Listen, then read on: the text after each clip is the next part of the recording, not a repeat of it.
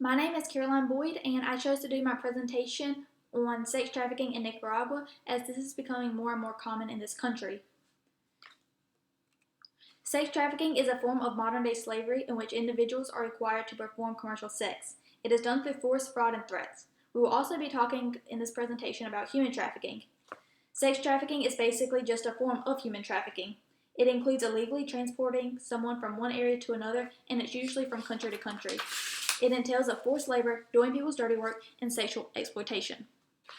If you look at this diagram, you will see Nicaragua is among the top 10 countries for international trafficking victims. Women, children, and migrants appear to be at the highest risk for sex trafficking. Traffickers subject Nicaraguan women and children within the country and other countries, such as Mexico, Spain, and the United States. In addition, experts report that traffickers target children left by migrants in Nicaragua for sex and human trafficking. Nicaragua has one of the highest degrees of income inequality in the world. 82.3% of the population lives in extreme poverty.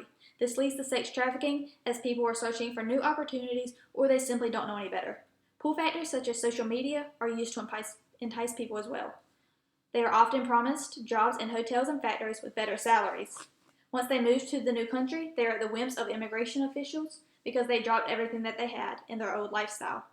They have no other choice but to submit to the wishes, and this often results in sex trafficking. The Interoceanic Canal is an ideal spot for sex trafficking to occur. Law 840 authorizes the Hong Kong-Nicaragua Development Investment Company to build the canal, and it leaves it unclear who is in charge of enforcing laws in the canal zone. Therefore, there is not really any law enforcement, and sex traffickers can easily buy and sell victims in this area. In this image, you'll see where the canal is, and it's a 173-mile canal across Nicaragua. Exploitation for those sex trafficked does not simply mean that they are only used for sexual favors. As previously said, you can also be forced into human acts of labor.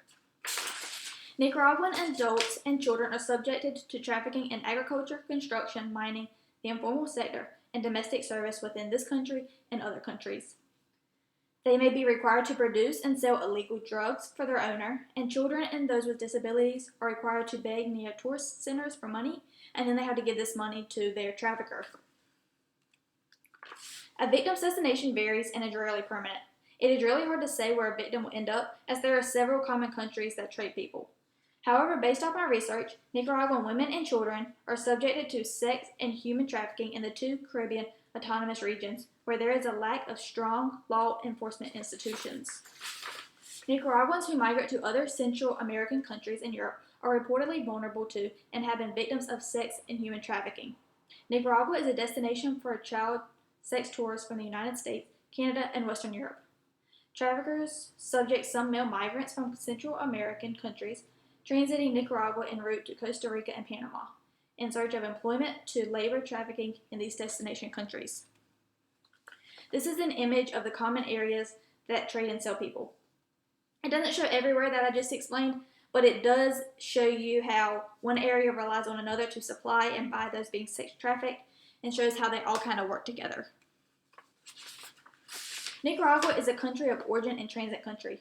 Victims are brought and taken here, but it's not necessarily a victim's destination. Nicaragua is the second poorest country in Latin America and the Caribbean. People want to escape the poverty and create a better lifestyle for themselves. Another key factor that makes Nicaragua prone to sex trafficking is the age range.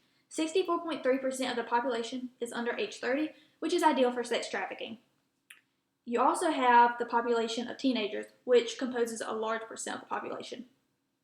Several of these have dropped out of school, meaning that they are easier targets and vulnerable to sex trafficking.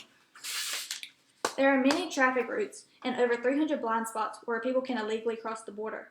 The traffickers usually know these areas and they can bring people in and out of the country for sex trafficking. The government has decreased law enforcement efforts. While there are penalties for those who are involved in sex trafficking, the government currently does not make seeking out traffickers a priority. In 2019, the government did not convict any sex traffickers for the second consecutive reporting year, although outside data has shown that there were still several victims out there. In order to prevent or slow sex trafficking, the government needs to increase efforts to investigate, prosecute, and convict traffickers. Based off my research, there needs to be policies to prevent official complacency. There needs to be more background checks along with follow-ups. Investigators, prosecutors, judges, and law enforcement officials need specialized traffic trainings. And the government needs to provide funding and collaborate with the NGOs, which is a group that provides the majority of victim protection. One of the main things that I learned is that we need to educate the youth on how sex trafficking starts. Many children are vulnerable and susceptible to sex trafficking when they hear of better opportunities. By the government taking common methods traffickers use and informing the children at a young age in the school system, children will know better and hopefully the cases will decrease. They need to be taught at a young age. At 72% of children do not finish secondary school, so the quicker we can tell them, the quicker that they will understand and not get involved. And then I have my sources attached on a separate document.